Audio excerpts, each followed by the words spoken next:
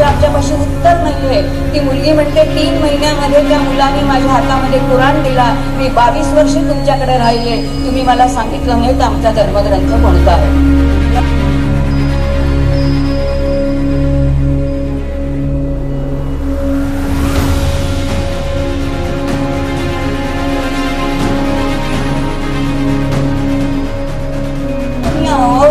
आम्ही आहोत कारण वेदांमध्ये काय आहे तेच आपल्याला माहिती नाही.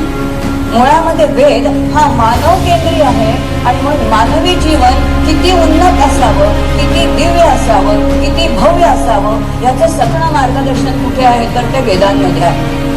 आणि म्हणून वेदांमध्ये आपली उपजीविका कशी असावी, आपण काम कसं करावं. डॉक्टरांनी उल्लेख केला गीतेचा.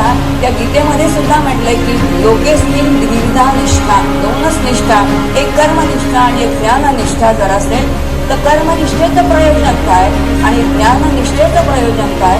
जेव्हा आपण बघतो तेव्हा ते प्रयोजन सांगताना म्हटलंय कर्मनिष्ठेचं प्रयोजन धर्म हे आहे.